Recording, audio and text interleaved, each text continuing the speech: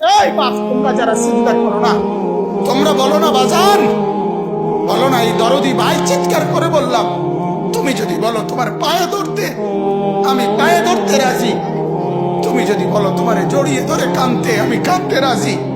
তুমি বলো কেন আল্লাহর সাথে রাগ করলা, কেন আল্লাহর সাথে রাগ করলা, কেন আল্লাহর সাথে নারাজ হইলা, কেন সেজদা কপালে চুটলো না, কেন মালিকের সাথে সারাদিনের এত কিছুর বিনিময়ে আল্লাহ তাআলা একটা মিস কল দিলে, 2 সেকেন্ডের একটা মিস কল দিলে বন্ধু তুমি টের পাও তোমার মোবাইলে মিস কল আসছে।